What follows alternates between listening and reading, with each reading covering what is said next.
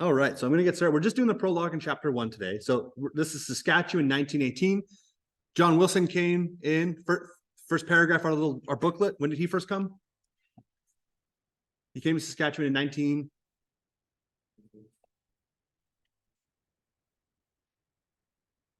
1912. So this is 6 years after that fact. So this is a prologue. It's a little bit of a step forward in time. So in a dark office building in Scar Street in Regina, a 9th-floor window is lit, as it is often in these cold December nights. Superintendent Charles Augustus Mahoney is working late. The second annual report of the Saskatchewan Provincial Police is to the Attorney General is due, and there's much to report. More than 1,000 assaults, 500 thefts, 8 murders. The list goes on and on. Gusts of icy wind buffet the building. Through a curtain of drift and snow, the light in the window burns on. In a shallow grave in a culvert near Waldheim, 30 miles from Saskatoon, lies the body of a young woman, almost 6 months pregnant. She is dressed in a blue tweed suit of fine quality British wool, beautifully handmade, and a navy coat. On the shoulder of the suit, stained dark with blood, is the remnant of a corsage. She is wrapped in a coarse wool card robe. As Charles Mahoney works late in his Regina office, the December snows drift higher over the grave, which is somewhat protected from the sweep of freezing winds by the culvert. Now and then on the road above, a team of horses pull mold figures through the night on their way to and from Waldheim. An occasional Model T, which is a Ford, one of the first vehicles, rattles and coughs in its way to the city, perhaps for a medical emergency, perhaps piloted by a bachelor desperate for the sight of any human face. Any place other than an isolated prairie shack with frost rimming the cracks in the walls. Apart from these passing disturbances, there are only the sounds of wind and drifting snow, the snapping of twigs in the frigid air, and in the long star hunt nights, a coyote's yelp, the soft hoot of an owl. The couple renting rooms at 217 7th Street in Saskatoon seems very much in love.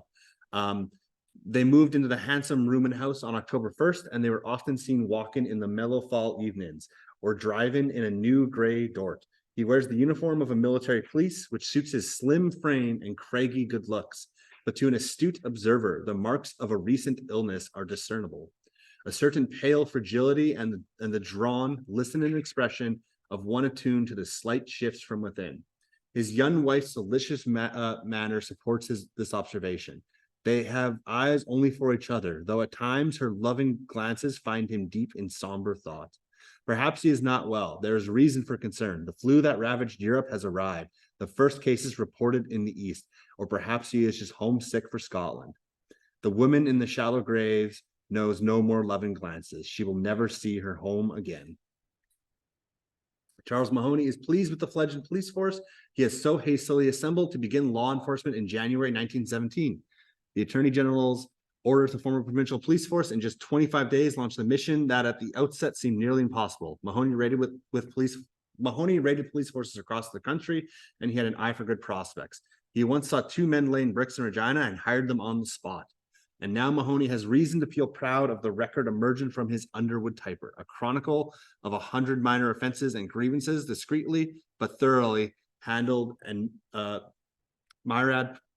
myriad patrols from 10 to 1,000 miles and more. Sometimes hundreds of miles are covered to investigate a death, only to find that the person died of natural causes. The woman under the culvert did not die of natural causes, and no one is investigating her death. Mahoney leans back and runs a hand over his bald head, his keen dark eyes looking beyond the green painted wall, cluttered with memos. The original Raggle-Taggle band formed to reveal the enormity of the task facing the Royal Northwest Mounted Police, that used to be the CMP, has grown to 106 men, 62 of whom are ex-Mounties, and another 24 with experience in police forces throughout the world. A professional, proud force gaining the respect of the people.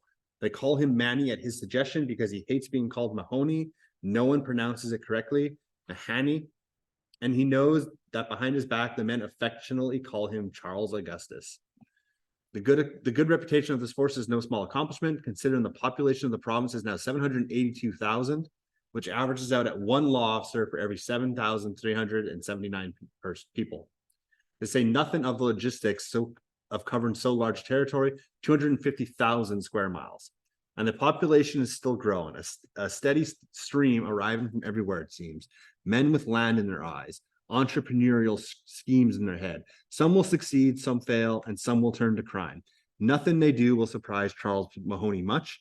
In 30 years of police work, he has seen it all.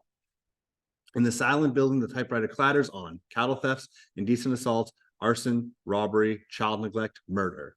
One murder is not recorded. The pile of papers on the oak desk is sizable. He is almost finished. Mahoney gets up to stretch and look out the window.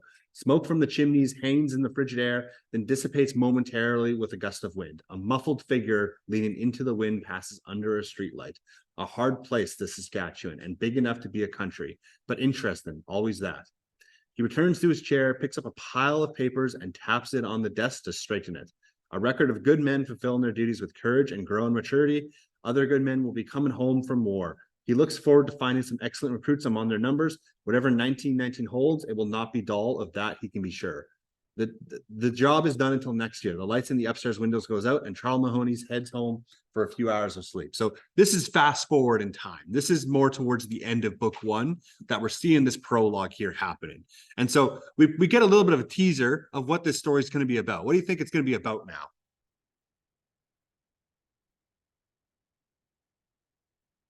Yeah, murder and mysteries, specifically probably the murder of a woman who died under the culvert of not natural causes, who is not going to know any more loving glances, who was pregnant as well.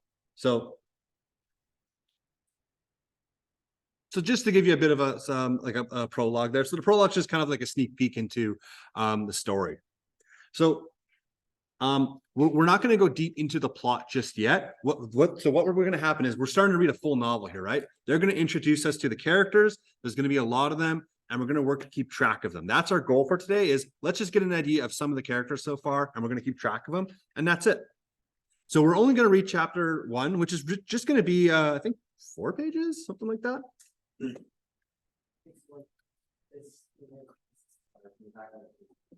So we're looking at book 1 here. This is about there's a wee wifey waiting, and this is chapter 1. This is actually her, by the way. This is actually a picture of the person. So Mary Hutchinson, called Polly by her family and friends, was liked by everyone in the village of Slamanan in southern uplands of Scotland, and loved by those who knew her well. She was small and slim, with warm brown eyes and an abundance of shining brown hair. Born in 1886 to a gentle religious family, she grew up looking forward to life, much like that of her parents. Her father, William Hutchinson, like most men in the village, worked as a coal miner. Financially unable to train for the ministry, his heart's desire, William was determined his children would fulfill their dreams.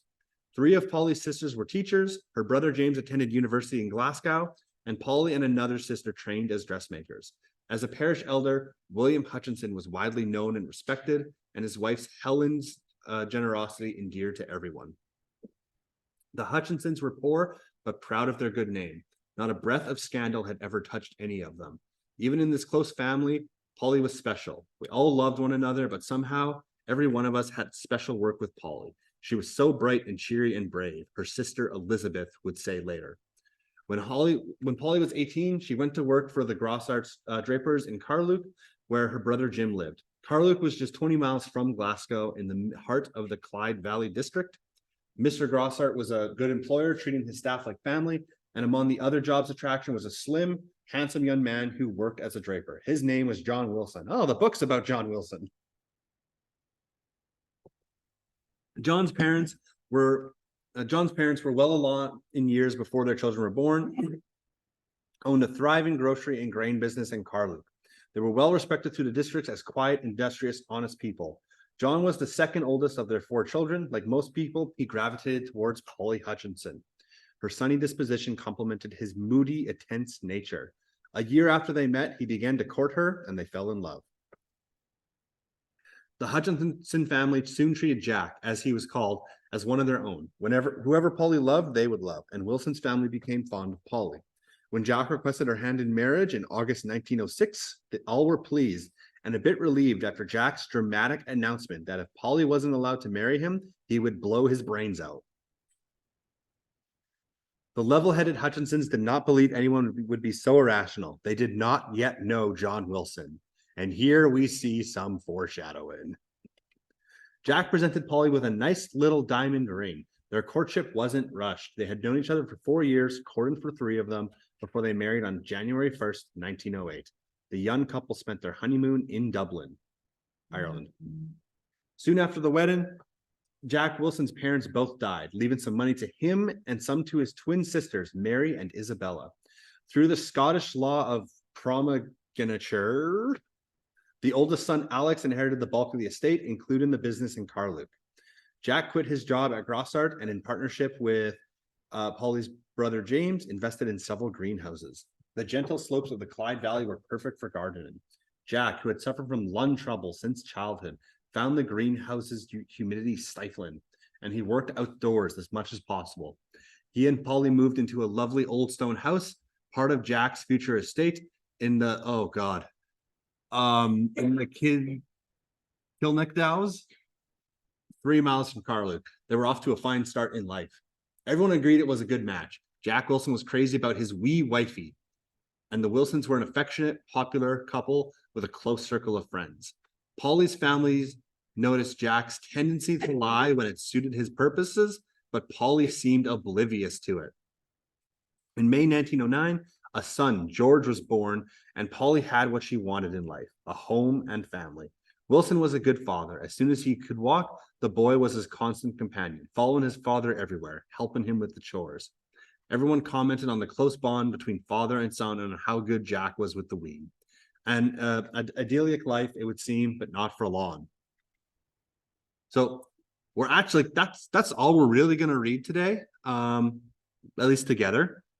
What I want us to do now is I want us to actually go into just our little booklet here. So we've done the prologue, we've done chapter 1. We want to set up a little bit of a foundation. We've already been introduced to a whole bunch of characters, to a whole bunch of things that are happening. So let's power through some of this stuff. And so, sorry? Was that just one page? Yes. That was just one page. We might get to 2. We'll see. What we like doing is we like just reading a little bit at a time and then just digesting some of this stuff. So when we're doing this, we're digesting some of this information as to what's happening in the story. We need to set a background here, because then we can really like dive deep into it. But starting out, so in our prologue here, we had Superintendent Mahoney. Anyone catch what city he worked in? Regina. And what month was the prologue in? December. Good. And so he was working on that second annual report. He's the superintendent, and that was about something in Saskatchewan. Oh, I just said it. The provincial police report. And sorry, you guys are probably writing.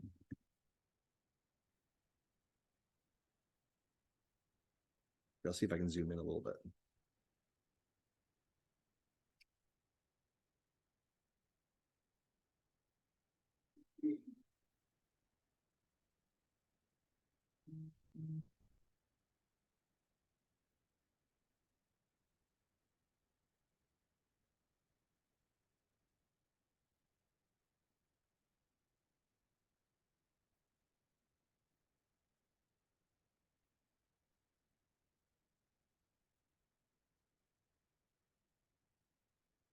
All right. And so this happy couple, they would catch, they're renting a house on the 9th Street of what city?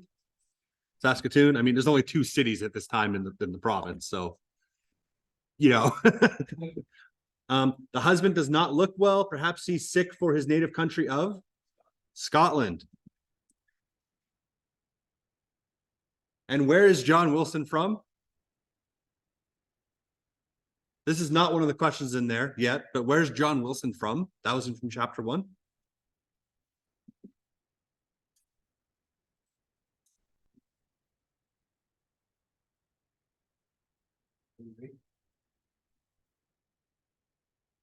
Well, so on page 7, we are introduced to John. What country?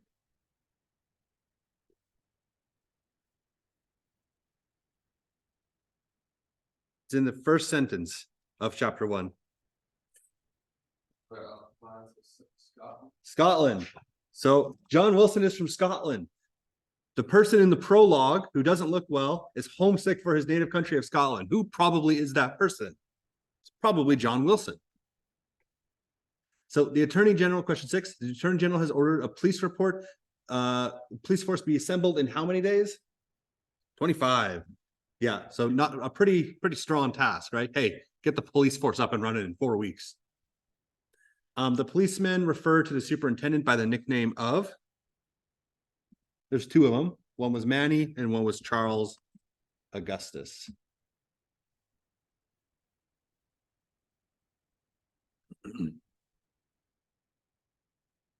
Now, the police force covers all of Saskatchewan, which at this point in time, 250,000 square kilometers. So Saskatchewan, they covered Saskatchewan, right? Now, this guy, the superintendent, how long has he been a police officer for? 30 years. I'll give you a second to catch up, sorry.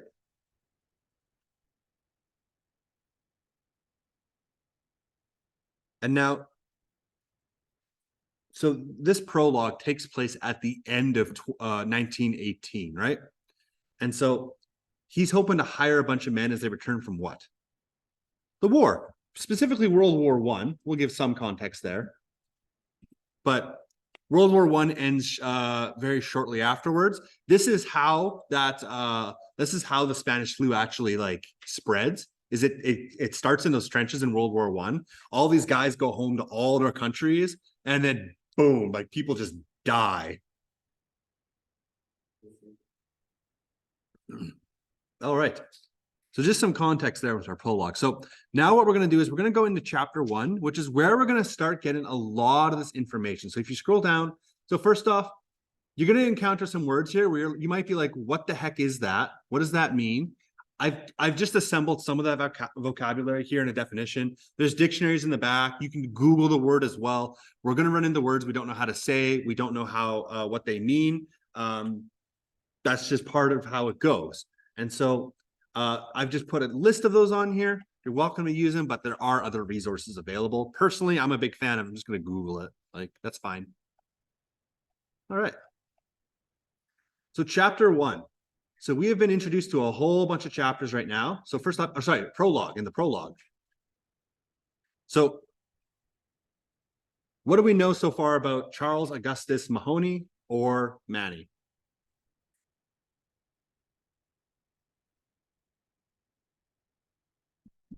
What's his job? He's a police chief, yeah. So he's a police superintendent. Or police chief, right? Like, and right now we can kind of think that's the same thing. And what's his goal right now? Like, what has he been tasked with doing? Well, that's part of that's part of what the cops do. But he specifically has been told, hey, you need to do this in 25 days.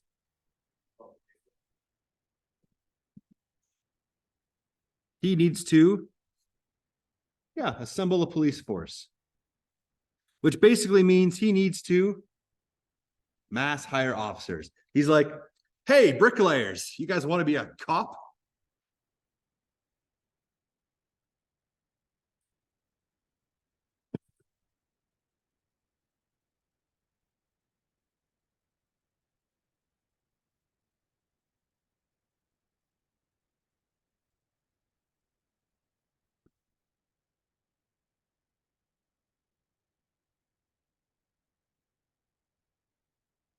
Now, this is still the prologue. There's not a lot of characters in the prologue, but if you notice, there was often those breaks in there. Like that was that little squiggly line, right? We'd go from Charles Mahoney to this lady. Then, like, what's important about this lady? She was a wife. Yep.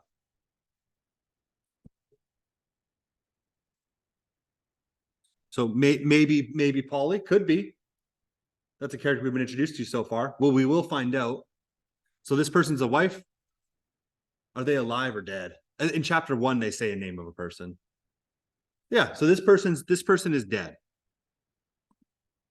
Dead in a ditch. Sorry, dead in a culvert, which is a ditch, right? It's a ditch. And she was murdered. This is what we know from the prologue but no one knows who by. No, we don't know who this person is.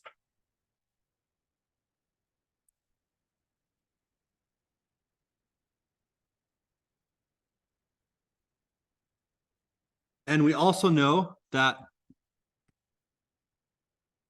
she was carrying something. Baby, she was 6 months pregnant.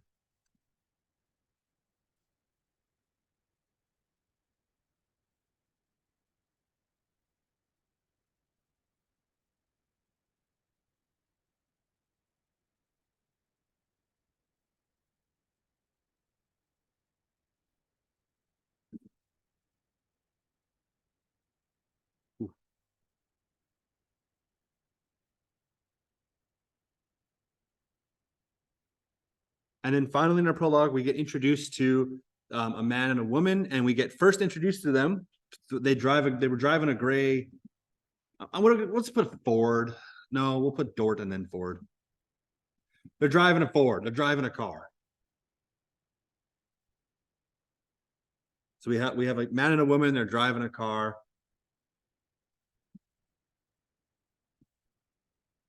And then, then we fast forward to them in this apartment building, and like, what do we know about this couple?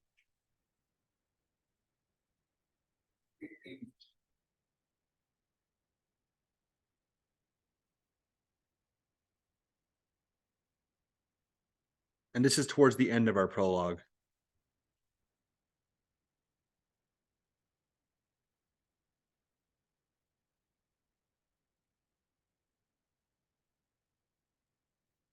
So we know that this man who was driving this vehicle was a police officer. And this man and woman, do they hate each other? Do they like each other? They're in love, yes. The man and woman are in love.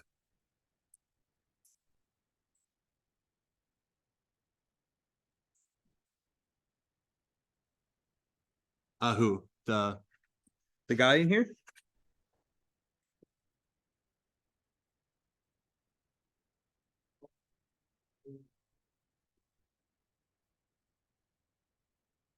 Which page is that one? Sorry. Oh, we're still in the prologue. Yeah, we're just doing the prologue, the man and woman in the prologue so far. Now in the prologue here, so on this is technically on like top of page 2, bottom of page 1. So he wears the uniform of a military police, which suits his slim frame and craggy good looks. To an astute observer, the marks of a recent illness are discernible. So he was recently sick.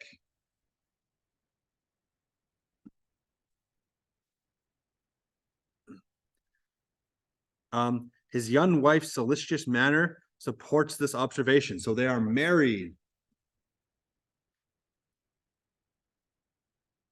They have eyes only for each other, though at times her loving glances find him deep in somber thought.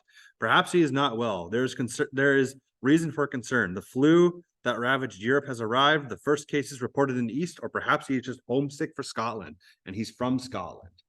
This is what we know about this couple thus far.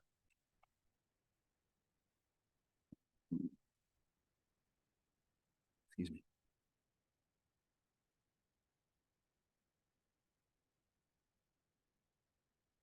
And so Saskatchewan was only made a province in 1905.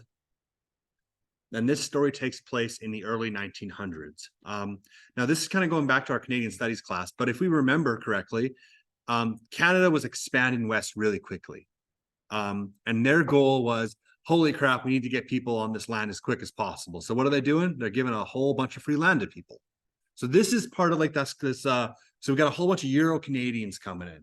So this is something that we already know. We knew this before just from our Canadian Studies class, is there's a flood of Euro Canadians. And it even says that in this book.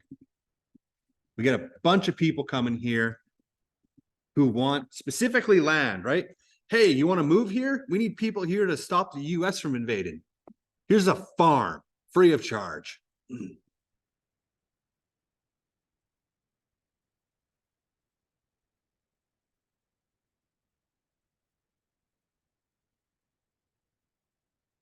So what else do we know about the time that's happening here? Really major event is about to end.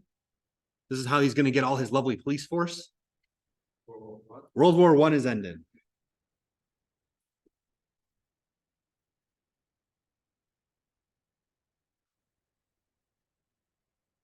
And all those guys who have spent the last 4 years in soggy, wet trenches, who aren't getting fed well, who are suffering in the cold, what are they probably bringing back here? The Spanish flu. The Spanish flu has arrived.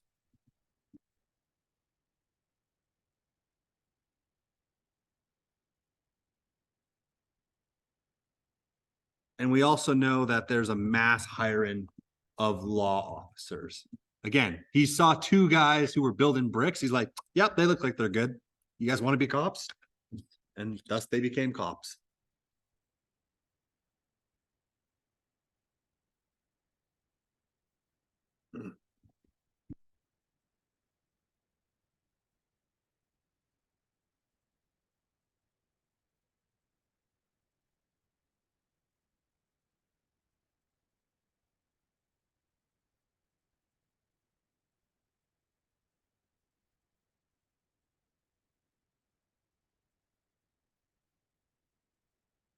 If I can zoom in a little bit more.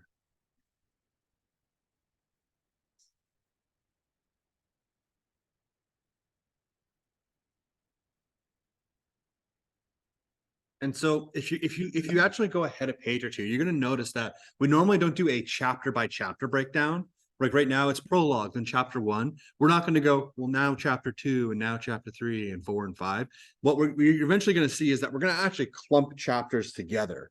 So again, if you go down 2 pages to page 10 on your book, so like there's 4 chapters, the chapters 1, 2, 3, and 4 that it's talked about. If you go down a little bit more, you're going to notice it's chapters 5 and 7. So we're grouping some chapters together. So we're going to be naturally progressing, usually about one of these a day. It's kind of what's going to work. So like that's normally how it's going to work. But I do have a specific one just for chapter 1 because this is what introduces a lot of characters. We want to get some understanding of this because this will come back. We will need this information in a week or two. So I'm going to start about chapter 1. So chapter 1 starts in Scotland. It starts in Scotland. It talks about Polly and it talks about Jack and their families. So let's talk about Polly and her family, the Hutchinsons. So these people had a bunch of children. They had one named Mary, who goes by a nickname of, starts with a P. Polly. She's a dressmaker and a seamstress. We know that they have 3 other sisters. They don't drop their names, but we do know of at least one other sister. Her name starts with an E. See if you can guess it. Oops. Elizabeth, yes. So as a teacher, this is someone who marries Archie Craig. Again, seems like, why do we need this stuff? It will come back later. And then they had one boy in the family, James, who goes by the name of Jim.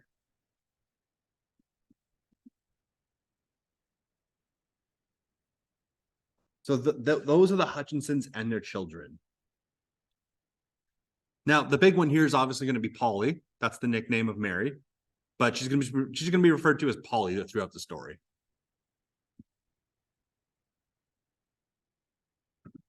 Now, we eventually know that Polly's going to marry John Wilson. So let's talk about the Wilson's family. So we have a George Wilson and a Mrs. Wilson, and they have a bunch of children.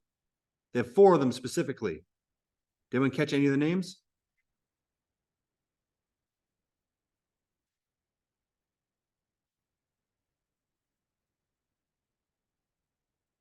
Well, I spoiled some of it already, but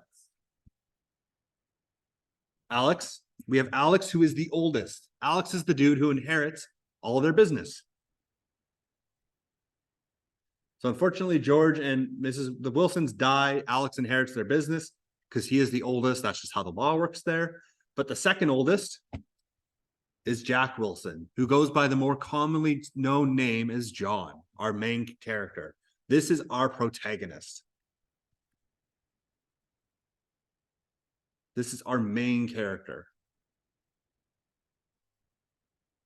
So we will see most things through his perspective or through a second person perspective looking at him.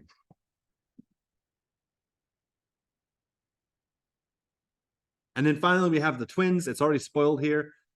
We have Mary. So yes, there are two Marys, but one of them is called Polly. So we have Mary and we have Isabella. These are two twin girls in the Wilsons.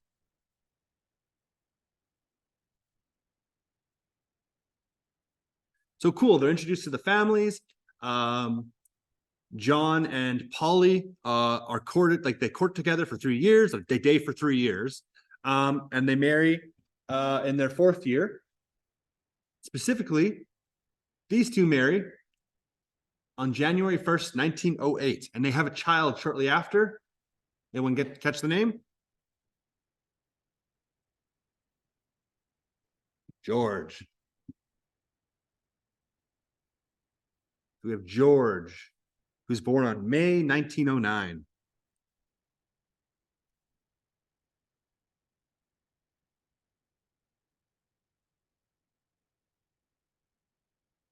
And so, just for the sake of time, I've kind of put some features of certain characters between these two.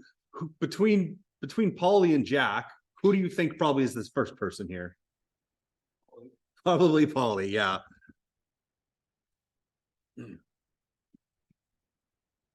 And these features, these physical features are important. They will come back. And that means that our next person here is probably John. Oops. So we have Polly and John.